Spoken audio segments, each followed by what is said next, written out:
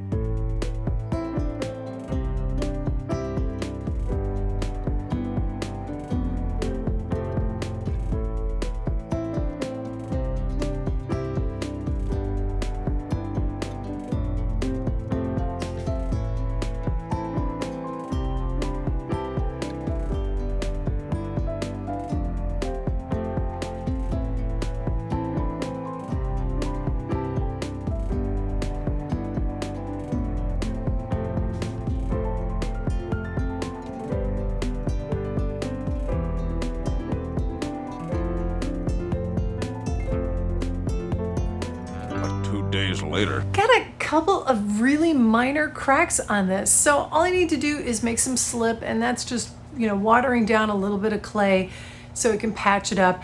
And it doesn't take nearly as long to dry as the original piece did. So probably by tomorrow, I'll be able to sand down the whole piece and then give it its final coat to cover it up. But I also have an idea for another version of this.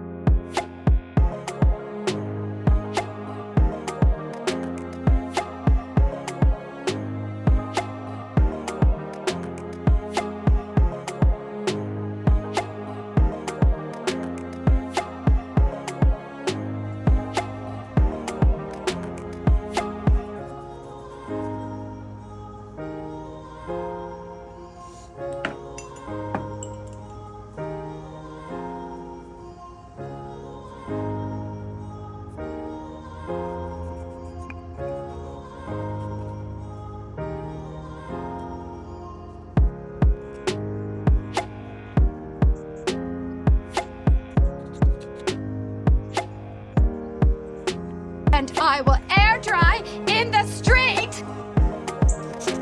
So I started out with 220 grit to get the obvious stuff off, and then I worked my way up in grit, I think 320, maybe 400.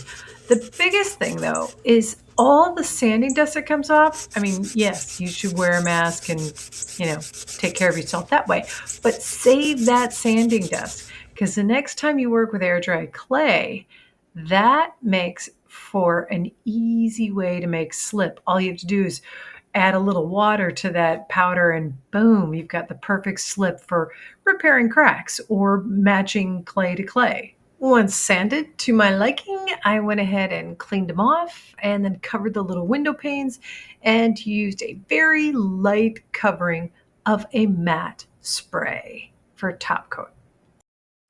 All right, so you got yourself only clear bottles. Can't really upcycle that in this technique, could we? But wait a minute, what if we could? What if using tissue paper And Mod Podge, we made this colorful. Color? Color? I don't know, but I'm willing to give it a try. First things first, gotta get the top of this cut off, just like I did with the other ones. Then I'm gonna apply some Mod Podge to it and then carefully put in, more manageable size pieces of the tissue paper. But I'm not really, I'm just gonna have some fun with it and put it on and test things out in different spaces, and we'll see how that goes. It's dry. All right, not gonna lie, I kind of like it as is. This is pretty cool. Fearful that the wet clay might reactivate this, I'm gonna put some gloss spray on top of it. Turned out kind of cute. Let's see if I can't screw it up. Once again, a rather non-scientific experiment. I'm using a different clay this go around. I'm also using a template that I created. And What could possibly go wrong? this did not go to plan. But it wasn't all bad. You'll see.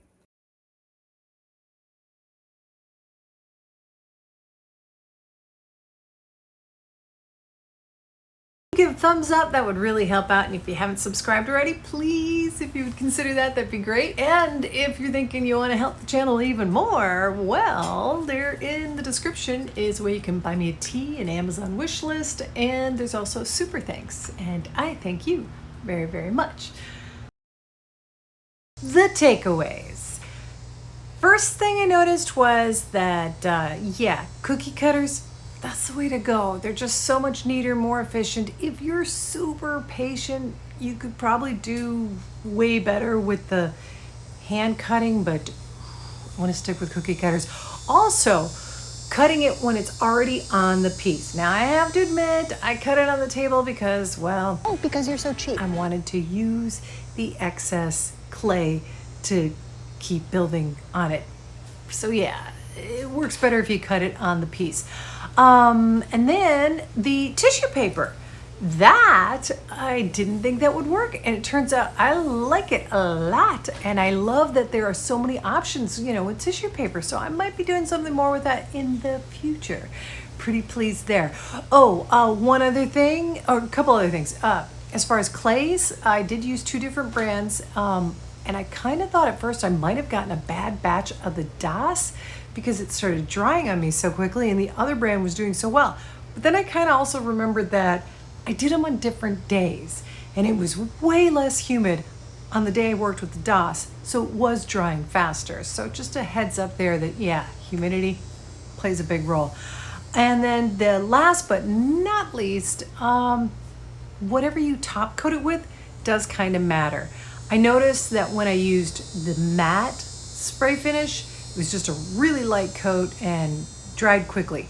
When I used the triple thick super gloss one, that absorbed into it and it kind of grayed the color a bit, kind of messed with the color, and not so good. If you are really a big fan of a super glossy look, which I kind of was going for, I think if I could do it again, I would do the matte first, let that completely dry so it protects the color and what it looks like naturally, and then apply the gloss. Hopefully that should fix the problem.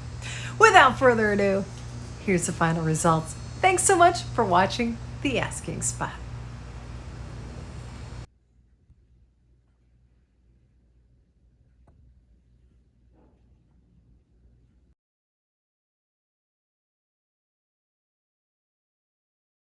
These pieces that you have a little too much clay, and I did that when I shaped it like a pastry chef would do a leaf. And then here's just how I did a leaf. You grab a little bit of a ribbon and you loop them in there. Also, you grab some of your favorite essential oils, put a little on there. Oof. A little bit there. And guess what?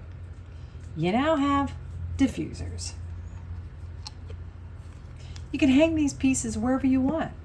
And it's just a great way to use up that little bit of clay you always have left over.